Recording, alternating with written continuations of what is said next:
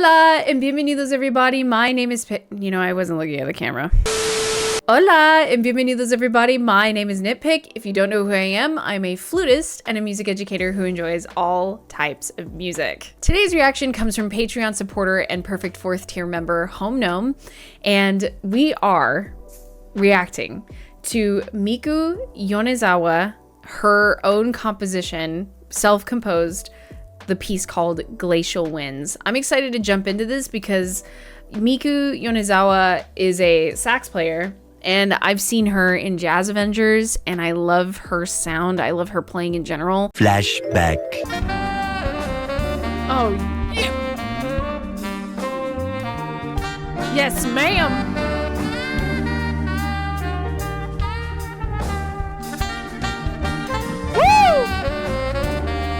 End of flashback. So I'm excited to jump in, but before we do, if you like the channel, please like and subscribe. If you want to check out more, there's those links down in the description below for the Discord, as well as the Patreon, where you can check out extra reaction videos, as well as free content and anime reactions if you're into it. So without further ado, let's jump right in.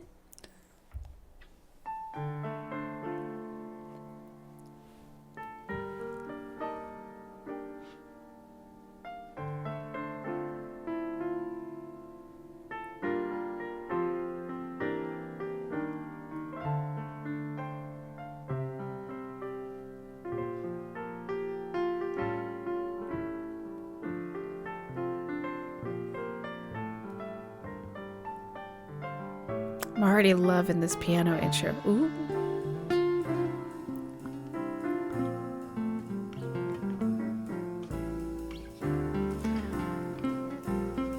All right, Spanish guitar and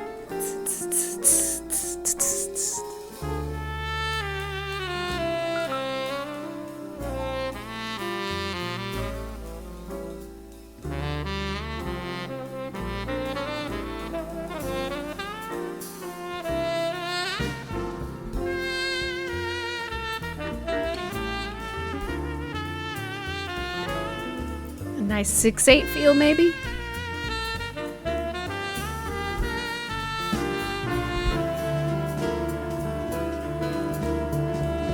Ah, she's playing on a cannonball. Nice.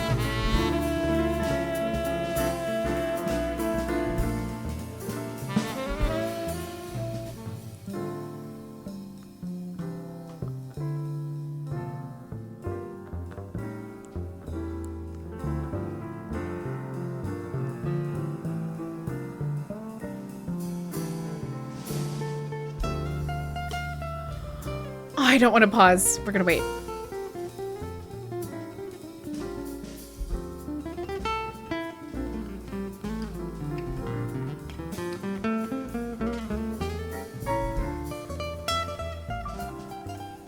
Yes, sir.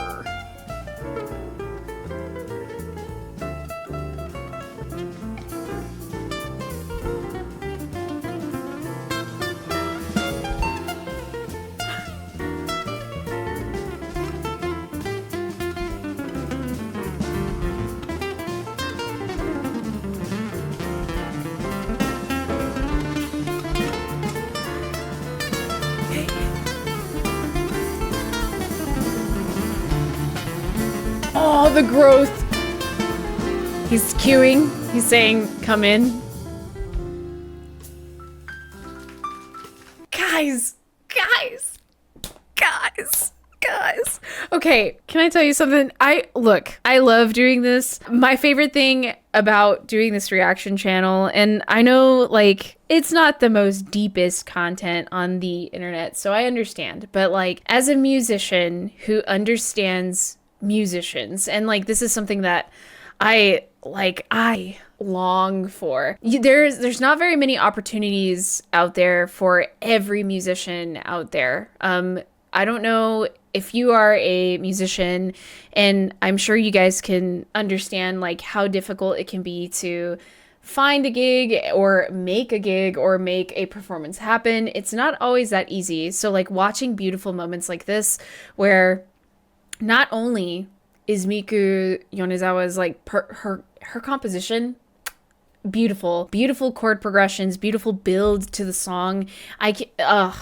Just watching these musicians function together and like this chart, man, just listening to the solo, like the melody was stated in the tenor sax part. This is a tenor sax, by the way. I remember, dude, this is crazy. I remember when Cannonballs came out, it was like crazy because like Selmer was the big scene, like everyone wanted a Selmer saxophone, and then Cannonball came on the scene, and they ended up, for some reason, people were like, really, well, I say this, my friends who played saxophone and my saxophone teachers had mentioned like they didn't like the alto saxes, but they loved the tenor saxes, and the Cannonball tenor saxes they absolutely thought were great. So it's cool to see her playing on one, and like it's got that beautiful matte finish on it. And from what I understand, it can affect the sound of the instrument, but it's mainly the mouthpiece and the ligature, for at least in jazz, for saxophones. But it's pretty neat. There's a lot of things that can affect the tone of an instrument, but she sets up the melody here. And just the sensitivity of everybody.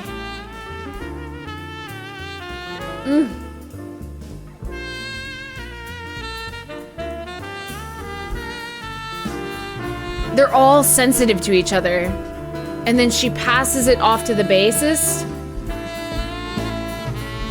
and he plays the melody.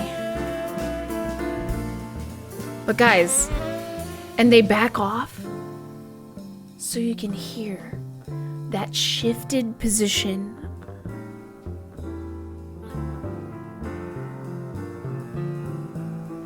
The drummer's taking so much care not to cover. And dude, guitar player.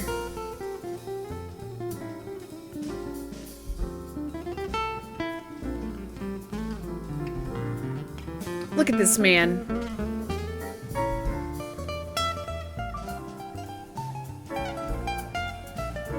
Oh, he feeling it. Beautiful. And as he grows in intensity, the band grows.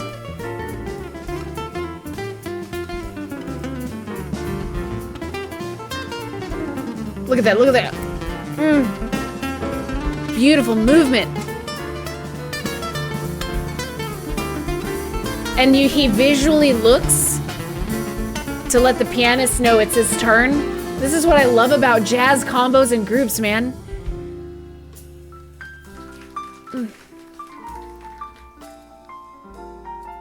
It's about the conversation.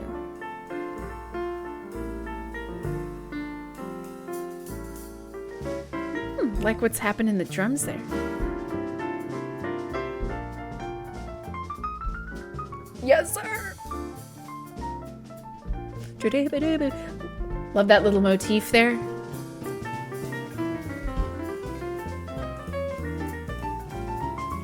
Oh, I got goosebumps, man.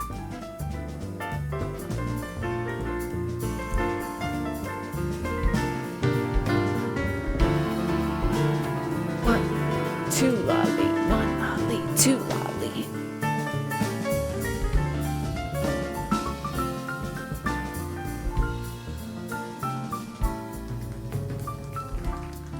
Ooh. Speak to us, Miku. Speak to us.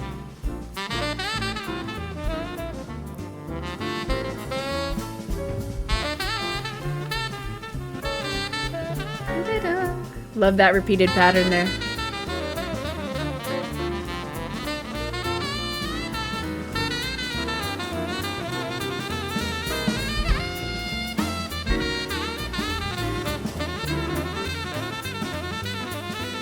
Nice rotation with the arpeggios.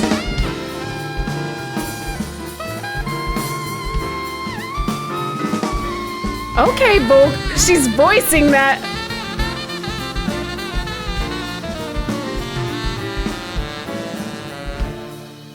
Okay, dude.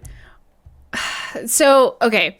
That little pattern she did. So, arpeggios, okay? We have major, minor, melodic, and harmonic scales, right? And there's more. There's if you thought that was it, I always laugh when I tell my students, like, oh yeah, we need to learn our 12 major scales. And then later they're like, yay, I learned them. And I'm like, all right, great. Now let's learn our 12 natural minor. And they're like, yay, I got those. And I go, okay, now we got to go harmonic, melodic. And then they're just like, are we done with scales? I go, well, we could learn our pentatonic. Look, there's so many.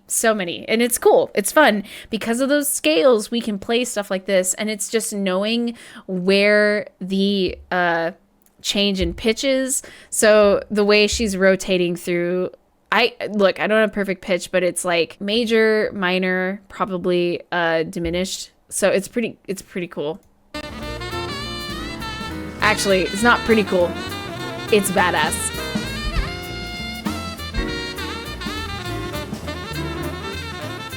Minor. Diminished and part, like half diminished and then fully diminished, maybe? And you can see watching her throat that she's doing some voicing with her throat. Also, one thing that I love about cannonballs, and this is just an instrumental thing, most Selmer saxophones and Yamaha saxophones have the octave vent on the top of the neck of the saxophone. This is pretty neat. I did not know that cannonballs had it underneath. It's a cool different mechanical change to the instrument.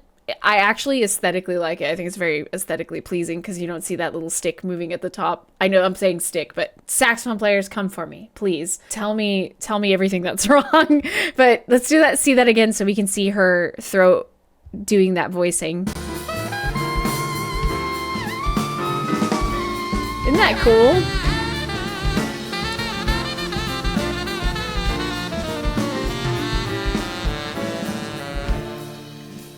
We handed it off to bass again.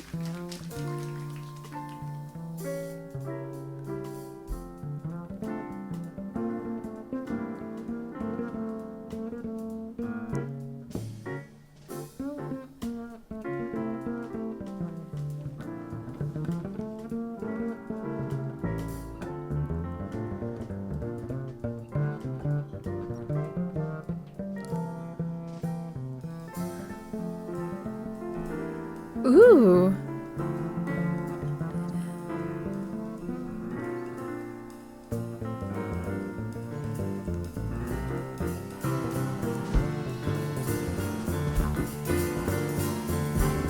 Dude, I love the sound of upright bass.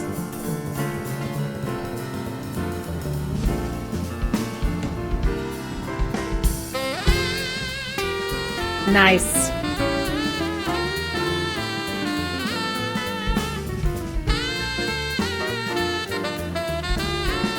All right, piano playing some harmony in the... Ooh, guitar!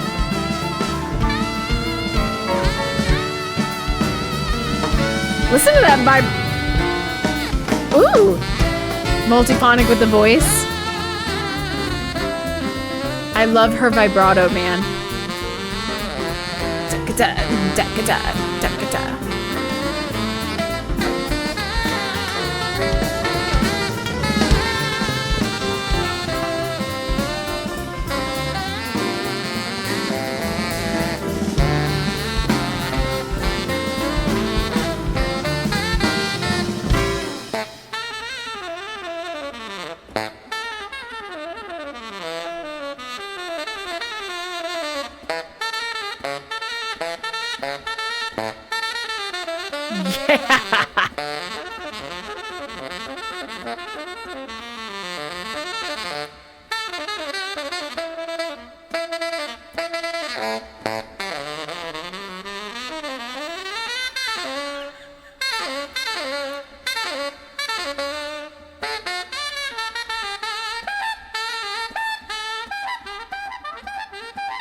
Again, the vocalizations.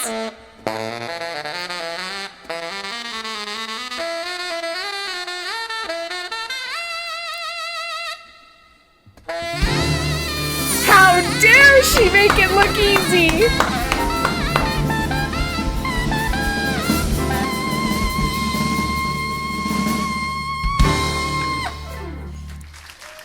Oh, she makes it look like it's so easy.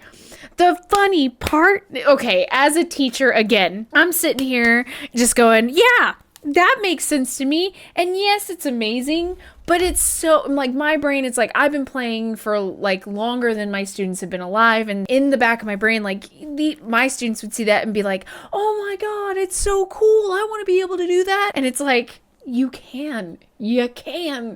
Scales, arpeggios, learn them, and you can do this. And that's the funny part. I actually love her improv there, because what's so interesting about it to me as a, like, okay, I play flute, all right? And look, if you've ever seen one of the shorts that my editor lovingly made a hilarious animation to, one of my high school assistant directors told me once, they were like, there's no flute in jazz. And I was so bummed. And I ended up playing saxophone in jazz band, but I wanted to play flute in jazz so bad. And my thought process there was, I can play jazz. I can. There's nobody stopping me. If Jethro Tull has a flute player, yes, and I know Ian Anderson is the flutist in Jethro Tull. I understand. I know Jethro Tull is a historical figure. God, people came at me real hard with that. Dude, I met Ian Anderson. Calm down. Anyway, I'll shut up. But my thing is, it is so possible to be able to do these things if you know your foundations. And it's not always fun to learn the foundations, but if you do them slowly but surely, you'll be able to do things like this. And her solo felt very classical, but manipulated in a way to make it more jazzified. And I loved it. And I'll shut up. This is really awesome. This is a very nice opportunity tonight, because after listening to some epic rock groups, I got some jazz and some wind playing, and now I'm ready for a scotch on the rocks. I hope you had as much fun as I did listening to this. I'm so happy that this was suggested to me. I feel like I don't always get opportunities to react to instruments that like I'm familiar with, and it feels like I'm kind of like coming home a little bit and getting the opportunity to listen to the world that I'm typically in every day. But it's also nice to take a step out every now and then. So anyway, I'm gonna shut up. I want to hear what you guys have to say, and what are your thoughts on Miku Yonezawa's chart here, her composition of Glacial Winds. It's an absolutely beautiful chart. I wouldn't mind hearing people playing it out here, because I feel like when I go to clubs and stuff, jazz clubs and stuff, you don't hear those kinds of pieces. You hear other things, but whatever. Let me know your thoughts, and I'm gonna ask you, if you do know, give me your ideas. Do you have a favorite jazz chart? Whether it's for combo or full jazz group, let me know. Let me know what that is down below. And if you don't, let's figure it out. So before I go, if you like the channel, please like and subscribe. If you want to check out more, there's those links down in the description below for the Discord, as well as the Patreon, where you can check out extra reactions, as well as free content and anime reactions if you're into it. But yeah, and as usual, I hope you're having a wonderful day, and I will see you in the next video. Peace out.